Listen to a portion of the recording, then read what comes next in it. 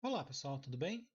Na aula de hoje a gente vai revisar um assunto que a gente viu no último bimestre e eu tive um meeting aí com alguns dos alunos que toparam aparecer na quinta-feira semana passada e eu percebi que ficaram várias dúvidas para trás, é um assunto bastante importante e a gente tem algum tempo, eu recebi o conteúdo do quarto bimestre, não vai ser tão grande assim, então a gente tem tempo suficiente para revisar e ver essas coisas com calma porque são assuntos importantes e não podem ficar para trás mal explicados, tá?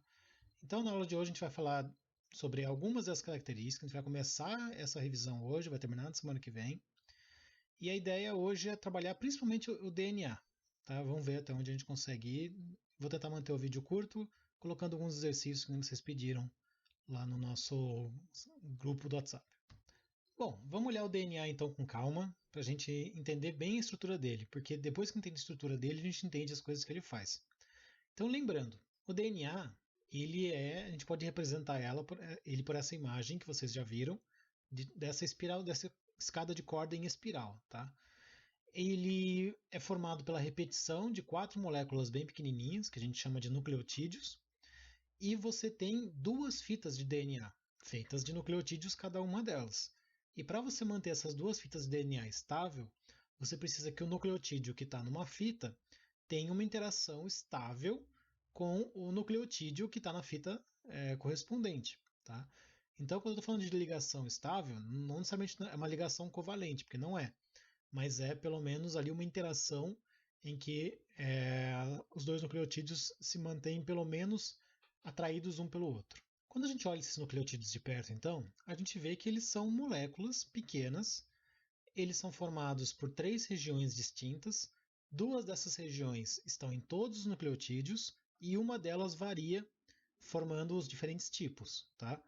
Então, uma região que nós temos aqui é essa região que tem o grupo fosfato, então tem um pedaço com oxigênio ligado num átomo de fosfato, ele está ligado a vários outros átomos. Esse grupo fosfato é um dos dois pedaços que se liga e forma a escada em espiral, tá certo? Como se fosse o corrimão da escada. A gente já vai ver ele em ação. O outro parte do nucleotídeo que faz parte desse corrimão é o açúcar. Nesse caso, do DNA, é uma pentose, que é uma ribose, e especialmente é uma ribose um pouquinho diferente, tá? Uma desoxirribose, tá? Mas o importante é um açúcar que ele, se vocês olharem a molécula, vocês vão ver que ela não é simétrica. Então, ela tem uma região que a gente chama de 5' porque é o carbono 5, e tem uma região que a gente chama de 3', porque é o terceiro carbono que está virado aqui para baixo. Isso vai ser mais importante em breve, quando eu for falar para vocês um pouquinho sobre a direção da fita do DNA. Tá? E esse açúcar, ele está ligado a uma estrutura que essa sim varia de um nucleotídeo para o outro, que são as bases nitrogenadas. No nosso caso, aliás, na Terra, nós temos quatro tipos de bases nitrogenadas presentes nos DNAs de todos os seres vivos. Então, nós temos as adeninas, que a gente representa pela letra A, nós temos as timinas, que representa pela letra T, a citosina, que representa pelo C, e a guanina, que representa pelo G. Então, a diferença entre essas quatro pecinhas que existem no DNA é justamente essa base nitrogenada que varia. Então, vamos olhar aqui a estrutura do DNA, agora pensando nesses nucleotídeos. Ó. Então, eu tenho aqui as minhas duas fitas de DNA. Reparem que essas duas fitas, no desenho, elas são representadas por flechas, mostrando que elas não estão na mesma direção. Tá? Quando a gente fala que o DNA ele é antiparalelo, é como se você pegasse uma escada, só que um corrimão está indo para um lado e outro corrimão está indo para o outro, tá certo? Isso é ser antiparalelo. Então, vamos olhar esses pedacinhos dessa escada. Tudo que está aqui, eles colocaram nesse desenho aqui, mostrando as ligações da molécula, tá? Então, então dá uma olhada aqui, ó. Todo esse pedaço aqui, ó, é um nucleotídeo só. Nesse caso, é o nucleotídeo representado pelo T, portanto é uma timina.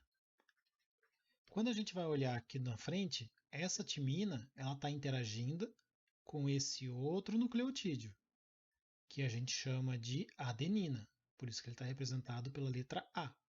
Aqui embaixo a gente tem mais dois outros nucleotídeos. Ó. Aqui nós temos O nucleotídeo é representado pelo G, que é a guanina, e ele está ligado no nucleotídeo representado pelo C, que é a citosina. Isso é muito importante porque esses pareamentos eles são específicos. Ó, repare aqui que os dois nucleotídeos eles vão se ligar através das pontes de hidrogênio, que são essas ligações aqui. Ó. Vocês vão ver lá na química que elas são ligações que não são tão fortes, elas são forças de Van der Waals, elas não são ligações tão fortes quanto a covalente, mas quando você tem dezenas, centenas, milhares, milhões dessas ligações, você consegue manter as duas fitas bem estáveis.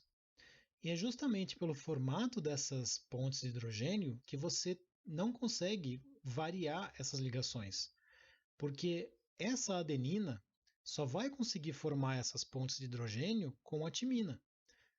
Se eu tivesse uma timina desse lado, ela só ia conseguir fazer par com a adenina. Então, não importa o lado que a gente esteja, é sempre T com A com T, adenina com timina, timina com adenina, tá certo? Então, esses pares, eles são constantes. A mesma coisa acontece aqui entre o G e o C. Repare que os dois têm esses 3 pontos de hidrogênio que se encaixam. Então, não importa se é o G numa fita ou se é o C, se eu sei quem está numa fita, eu sei quem está na da frente, porque o G só encaixa no C. Então, os pares, eles são sempre de uma fita com a fita da frente. Cuidado para não tentar fazer o par um do lado do outro. Tá? É muito comum na hora que a gente está montando DNA, a gente parear esse com o de baixo. E não é assim que funciona. Você sempre se encaixa no que está na sua frente. Agora, lembra que eu falei aí dos átomos não serem simétricos e que esses nucleotídeos não são simétricos e que esses nucleotídeos eles têm um sentido? Repare que nessa fita eu tenho todos os oxigênios virados para cima no açúcar. Na fita da frente eu tenho todos os oxigênios virados para baixo. Então vocês percebem que as duas moléculas estão de ponta cabeça?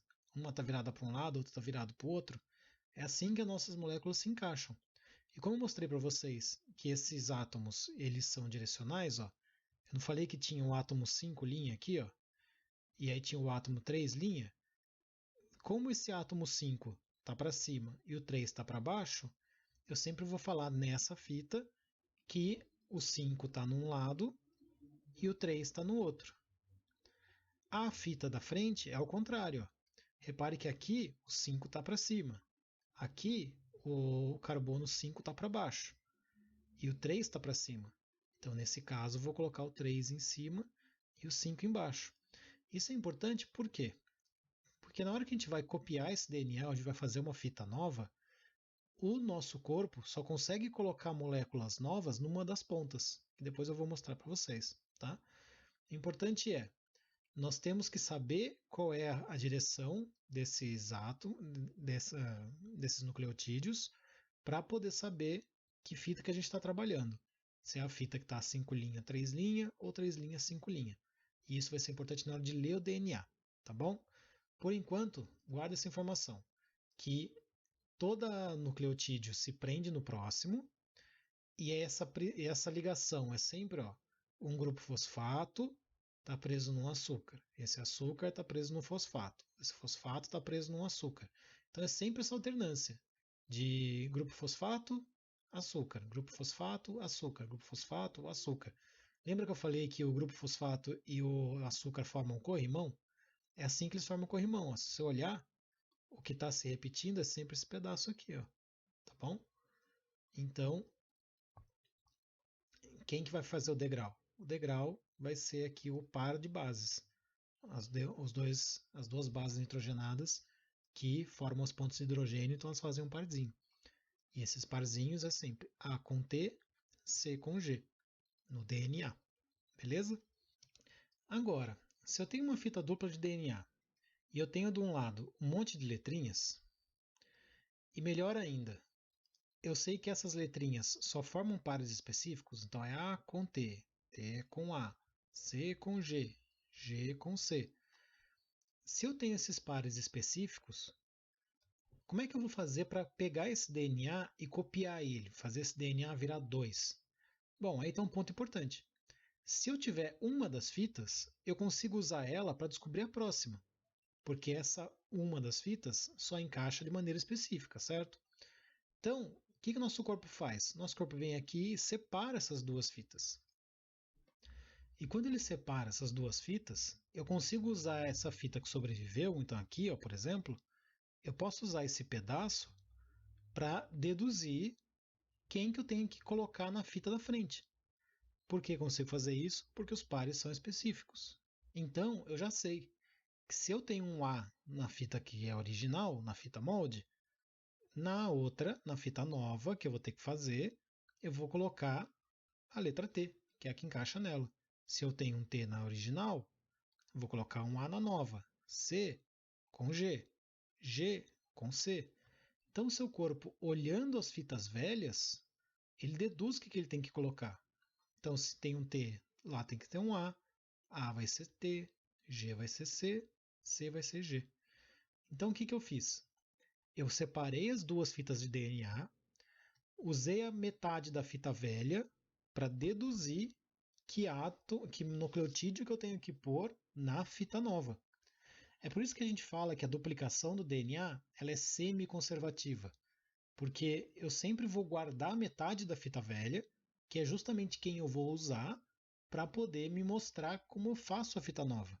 Então, ela nem é 100% conservativa, porque eu não deixei só fita velha, mas ela é semi-conservativa, porque a gente tem 50% de fita nova e 50% de fita velha.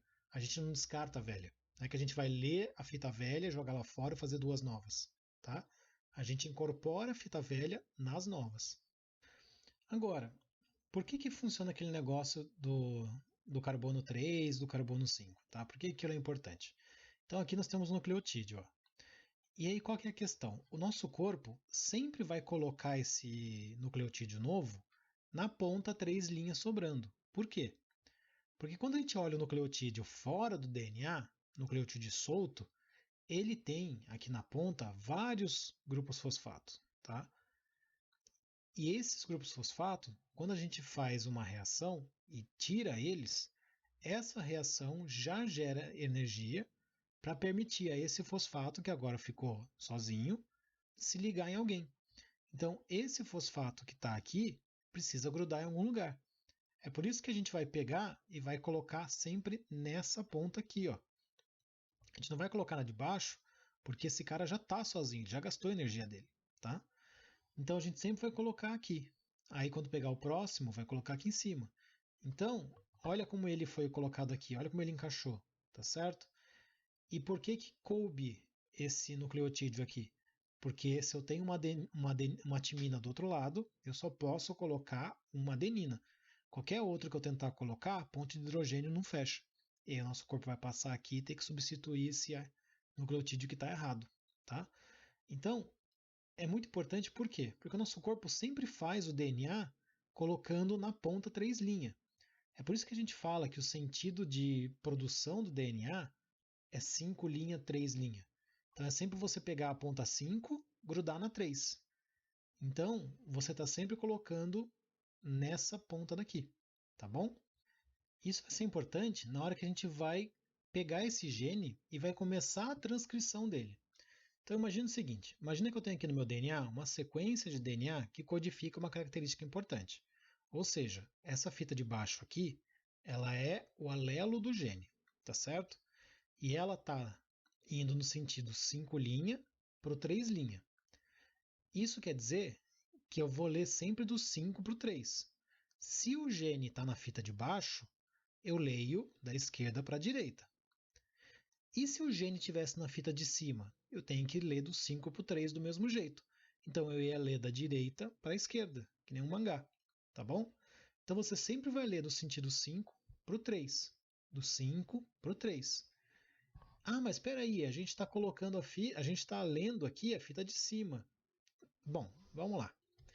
Como eu estava falando para vocês, no nosso DNA, a gente nunca consegue copiar o DNA. Você nunca vai olhar o DNA que está aqui embaixo e ir copiando ele. A gente sempre usa esse lance de você pegar e encaixar com o da frente. Então, se o nosso corpo quer pegar esse alelo que está aqui, essa informação, e transmitir essa informação para frente, para eu pegar essa sequência, eu não posso vir aqui e mexer nela direto. Eu preciso mexer no cara que encaixa nela. Então, esse daqui é o que a gente chama de fita senso, é a fita que tem a informação que eu quero. Eu tenho que ir atrás da fita complementar, da fita da frente. Porque quando eu encaixar na fita da frente, eu vou acabar ficando igual ao meu original, tá certo? Então, a gente sempre vai ler a fita complementar ou a fita antissenso. Sei que agora eu posso ter andado um pouquinho e ter confundido algum de vocês. Então, peraí que eu vou tentar montar um slide aqui para ver se fica mais simples. Bom, vamos tentar dar uma revisada aqui. Tá? Isso aqui eu vou mostrar o princípio da transcrição, mas não vou entrar em detalhes hoje, vou mostrar só o bem básico. Então vamos dizer que o meu gene está aqui na fita de baixo, ou seja, essa sequência daqui de baixo é a sequência do DNA que codifica uma informação que o corpo precisa. E eu preciso que essa informação vá para as organelas que produzem coisas, para os ribossomos. Se eu usar isso daqui de molde para produzir o meu mensageiro, que é aquela molécula que vai levar a mensagem, ou seja, se eu usar a sequência de baixo para fazer o meu RNA mensageiro, eu vou acabar pegando a informação errada, porque eu não consigo copiar ela, eu só consigo complementar, eu só consigo encaixar. Então, se o T está aqui, eu não vou conseguir copiar ele, vou fazer o complementar.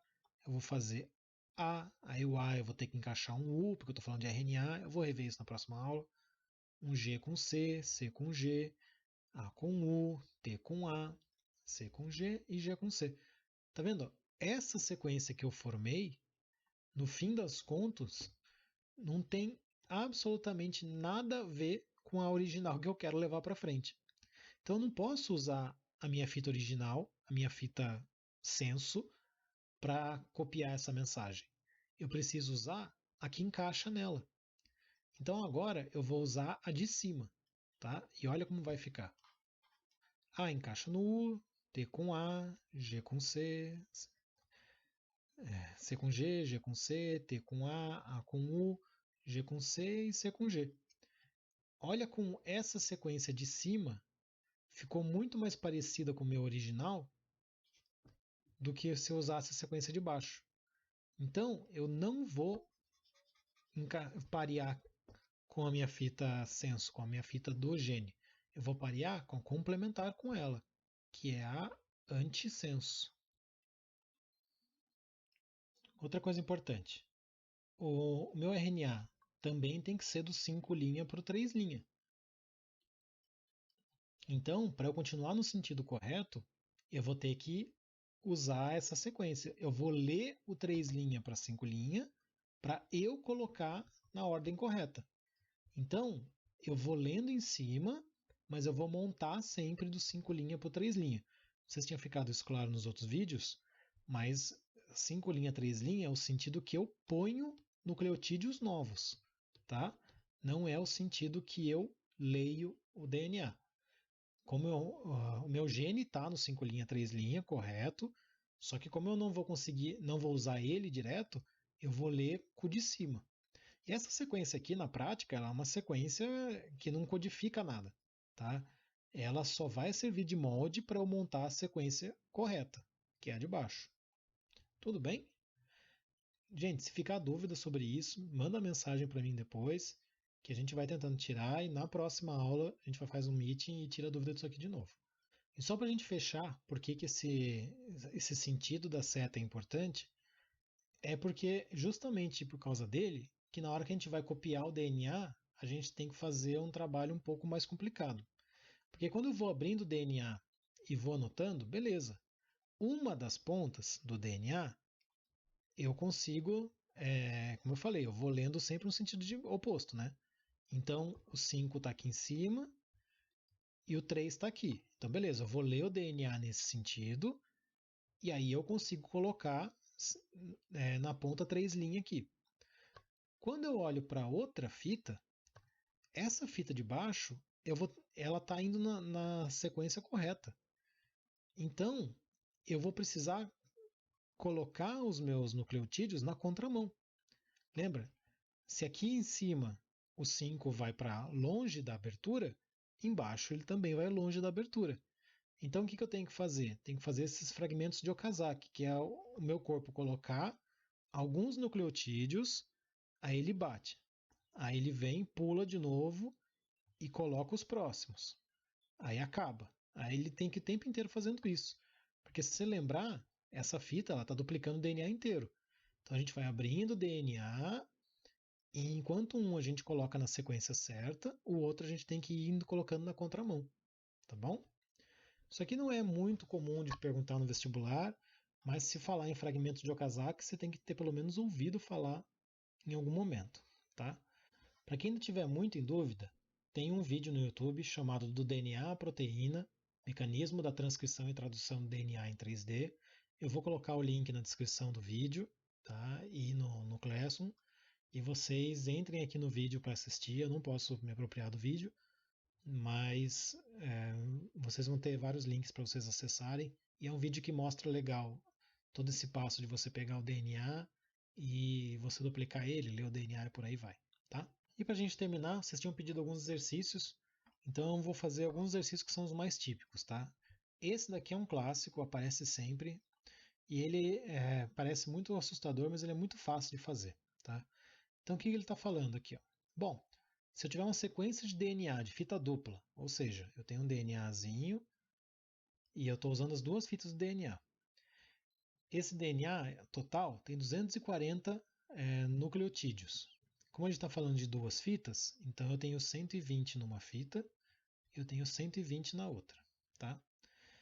E ele está falando que, olha, no total desse DNA, eu tenho 30% de adeninas. Ou seja,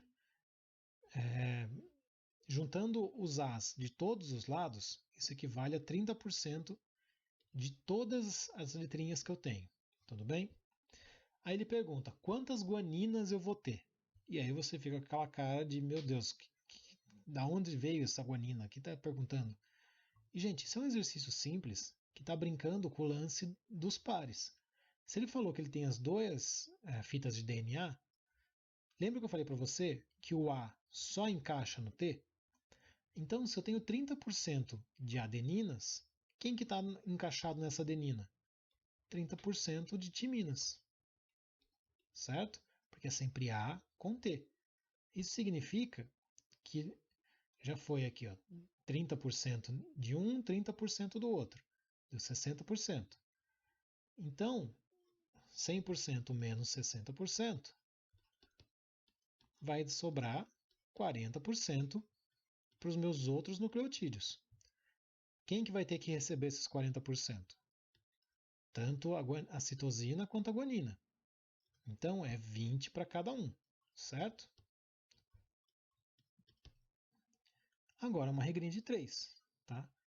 Eu quero saber se 100% são 240 nucleotídeos, 20% são quantos nucleotídeos? É x, certo? Regrinha de 3, você sempre multiplica diagonal. Tá? Ou seja, 100 vezes o x é igual a 20 vezes 40. Aliás, 240, né? Portanto, x é igual a 20 vezes 240 dividido por 100. Aí eu posso cortar esse zero com esse zero, cortar esse zero com esse zero. 2 vezes 24, x é igual a 48. Portanto, vai ser a letra A, tá bom? Então, assim, qual que era a grande pegadinha? Você tem que lembrar que para cada A tem que ter um T, certo? Se ele te deu o total de nucleotídeos e você já sabe quantos são A e quantos são T, o que sobrar você vai ter que dividir entre o C e o G, porque eu só tenho esses 4.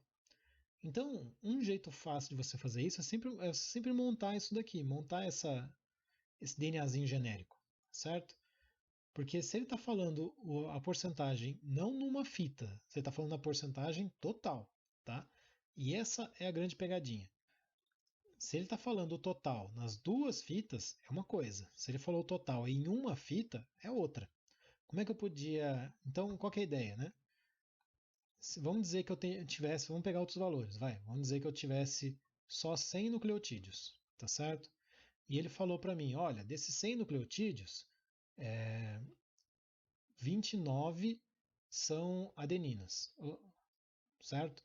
Bom, então tá. Então, se 29 são adeninas, 29 tem que ser timinas, porque o número do parzinho é sempre igual, tá? Isso quer dizer que foi o quê? Foi aqui 58 dos meus nucleotídeos. Aí você vai fazer 100 menos 58, sobrou 42 para a gente distribuir. Esses 42 tem que ser metade para guanina e metade para citosina. Essa que é a jogada, tá? Então, você sempre vai olhar, olha, ele me deu o total de nucleotídeos que existe. E ele me deu quantos existe de um deles, os outros 4 você consegue achar, tá certo? O parzinho dele é igual a ele, e o que sobrar você divide entre os outros dois. Beleza? Assim que faz esse tipo de exercício. Esse aqui é outro exercício de decoreba, né? Então ele está mostrando a estrutura do DNA. Então ele está mostrando aqui a espiral e a base e o degrau da escada, tá? Então, número 1, quem que é essa bolinha? Bom, geralmente a bolinha a gente representa por um fosfato, pelo grupo fosfato. Então é um desses dois.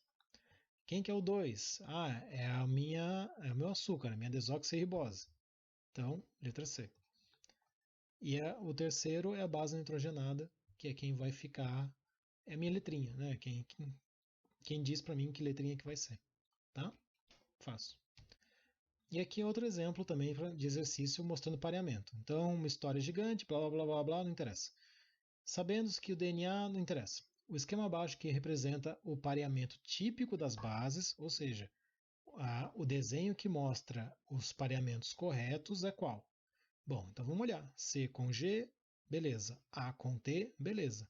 A com T, C com G, T com A, C com G, G com C, T com A com T. É esse aqui, tá? Por que não é esse? C com C, você não consegue parear dois iguais.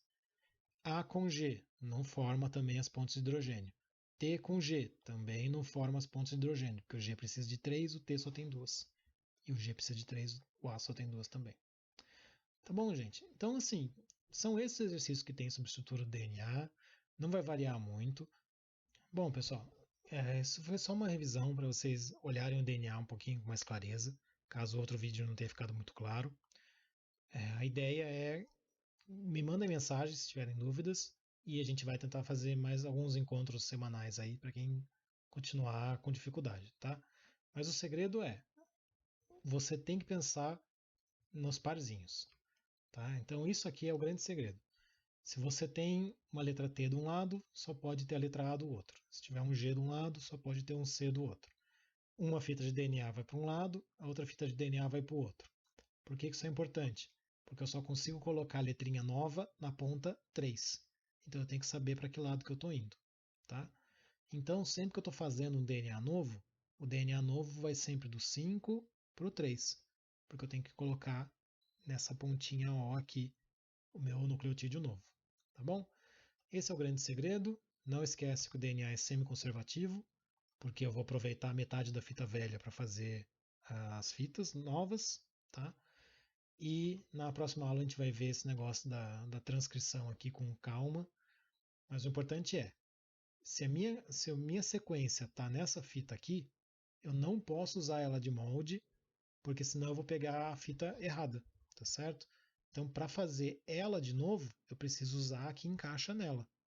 Então, eu vou usar a fita complementar, a fita que não está o gene, para montar uma sequência igual à do gene, ou pelo menos equivalente, porque na verdade é uma transcrição, a gente vai ver isso na próxima aula. Tá bom? Tem atividade essa semana, bom exercício para vocês, me deem um feedback. Tchau!